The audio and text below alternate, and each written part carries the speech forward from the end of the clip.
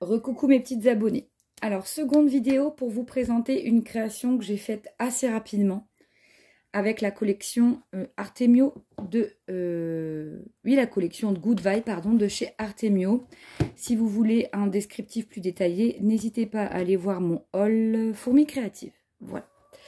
Alors, c'était un défi pour moi parce que ce n'est pas du tout le style de papier que je scrape. Vous savez que je suis plus vintage, même très vintage, même peut-être que vintage. Et du coup, scraper ce genre de papier, c'était très compliqué. Mais j'avais vu des créations de scrapeuses vraiment formidables avec, hein, notamment les créas de Mon Plume Scrap.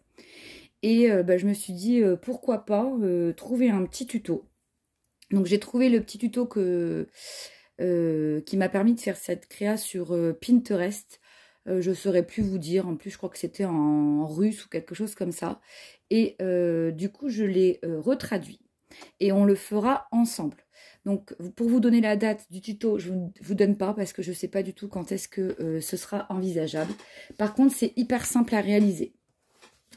Je vais vous montrer, j'ai déjà préparé tous les patrons au préalable pour que vous puissiez bien suivre avec moi ce tuto-là. Et c'est simplement des découpes, du pliage et 4 pièces. Et ensuite, on assemble le tout. Voilà. Alors, cette petite boîte, je la trouve super mignonne. Elle n'est pas très, très grande. Je vais vous donner les dimensions assez rapidement parce que de toute façon, ce sera plus explicatif lors du tuto. Elle fait 13 de hauteur par 9 de largeur. Voilà. Alors, cette petite boîte, alors, elle peut servir à plusieurs choses. Ça peut être une petite boîte pour mettre des gourmandises. Une petite boîte pour mettre tous vos die cuts, vos petits, voilà, vos petites babioles quoi, de scrap. Ou elle peut servir d'happy mail pour envoyer aux copinotes. Donc moi je pense que voilà, ça sera un happy mail qui sera envoyé à une copinote. Et c'est assez simple à faire et en plus il faut très très peu de matériel. Donc c'est bien quand on veut utiliser nos chutes de papier, faire de la récup, etc. Ou qu'on ne sait pas quoi faire de des blocs qu'on a qui traînent dans le placard et puis dont on n'a pas forcément d'utilité. Alors elle se présente comme ceci, vous verrez, je vais vous montrer. Donc le recto est comme ça, d'accord. Le verso est comme ceci. Sur les côtés, vous avez une tranche de 5. Moi, j'ai rien mis du tout parce que je trouve que le papier il est super chargé déjà ici. Et voilà, le fond est noir. Et sur les côtés, vous avez donc 2 petits compartiments. Vous comprendrez après à quoi ça sert. Là, vous avez en fait, alors je vous montre, hop, un petit couvercle. Voilà, donc moi j'ai pris le noir et j'ai fait le jaune. Ici, j'ai fait donc des tamponnages et j'ai aquarellé toutes les petites fleurs que vous voyez, donc dans les teintes du bloc, hein, que ça ait quand même qu'il y ait un accord entre tout ça. Ici, un petit tampon et puis un petit mot de chez Coco Feeling, la vie est belle. Voilà. Et derrière, j'ai découpé un petit carré un peu festonné. J'ai tamponné Good Vibe et ensuite, pareil, hein, j'ai aquarellé un petit tamponnage que je suis venue mettre ici. Voilà. Donc, ça se positionne hein, indépendamment. Vous mettez dans le sens que vous voulez votre couvercle. Et donc, la boîte, alors, elle s'ouvre comme ceci. Alors, j'ai pas fait grand-chose au niveau de la déco parce que le papier, vous voyez, il est assez chargé et moi, j'aime pas quand c'est trop chargé. Je trouve ça too much et j'aime pas du tout. Et vous avez donc 2 petites pochettes compartiments qui font en épaisseur 2,5. Voilà, vous voyez, qui se présentent comme ceci. Donc ici, j'ai collé cela. Je vous montre. Des petits autocollants cartonnés, donc le smile. Voilà.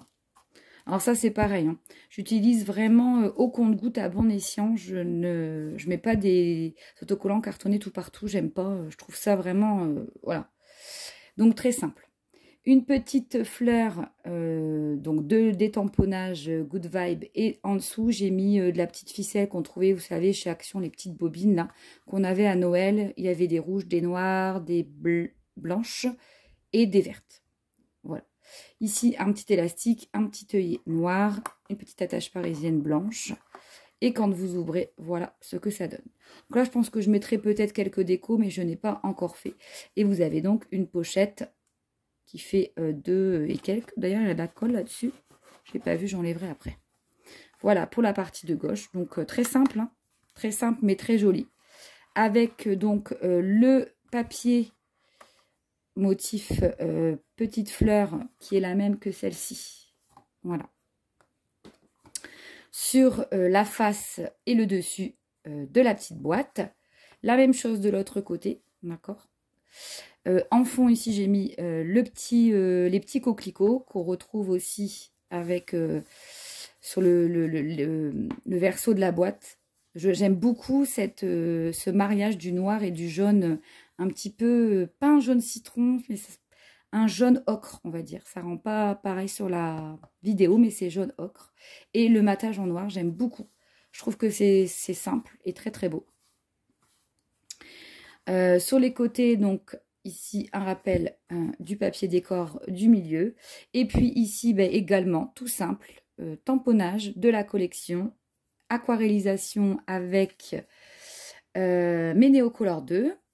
Et puis un tout petit tampon, hein, des tampons Show & Flower que je vous avais présenté. Et puis un petit mot de Coco Feeling, doux moment. Et ici, bah, rien de nouveau. Voilà, ce sera la même chose à l'intérieur. J'ai voulu reproduire à l'identique. Donc on peut mettre plein de choses dedans. Alors pas trop non plus quand même. Par contre cette attache parisienne là, elle me fait des misères. Bon. Je vais vous montrer du coup. Mais ça, je l'ai fait trop grande la pochette. Donc ça ne fonctionnera pas, je ne pourrai pas le mettre. Mais du coup on peut mettre plein de petites pochettes comme ceci à l'intérieur. Vous voyez, c'est tout fin. Donc, je dirais facile. Bon, après, il faut faire attention parce que faut pas mettre trop d'épaisseur parce que vous ne pourrez plus fermer votre boîte. Mais je pense que vous pouvez facilement mettre 5 ou 6 sachets, 5 ou 6 petites pochettes de goodies ou de petits cadeaux à l'intérieur de chacune des petites boîtes. Franchement, c'est donc une douzaine, voire une quinzaine de petites pochettes. Donc, c'est quand même pas mal. Je trouve ça assez chouette. Et puis, après, la personne, elle peut s'en servir. Du coup, une fois qu'elle aura utilisé tous vos cadeaux, elle peut s'en servir pour mettre ses die cuts, ses autocollants, ses stickers, plein de choses, quoi. Des petits tampons encreurs Versafine, là, comme moi j'ai là-haut. Je sais pas si vous les voyez. Attendez. Des petits tampons encreurs comme ça, dedans. Enfin, on peut mettre vraiment plein de choses. Après, il faut voilà, laisser jouer son imagination. Et voilà. Donc, je voulais vous présenter ce qu'on fera la prochaine fois. Alors, peut-être pas avec celui-ci, ou peut-être avec celui-ci, mais avec des tons peut-être noirs et blancs. Je verrai. Et donc, quand vous refermez, donc faites attention, enfin ça je vous expliquerai, mais il faudra faire attention à la position de vos tamponnages, etc. Parce qu'une fois que c'est fermé, ben, il ne faut pas que ça s'abîme. Forcément, vu le temps que ça demande aussi, le but est de ne pas abîmer ses créas. Et quand on ferme, bon, il faut aller quand même assez doucement et faire attention. Mais je trouve cette petite créa très mimi. Et puis, pour les copinotes, hein, à force d'avoir des cadeaux, je trouve que ça prend pas beaucoup de place. Voilà, bah écoutez, ce sera, je pense, les uniques vidéos du week-end. Peut-être demain, je ne m'avancerai pas. Je vous souhaite une bonne soirée et je vous dis à bientôt pour une prochaine vidéo. Bye bye.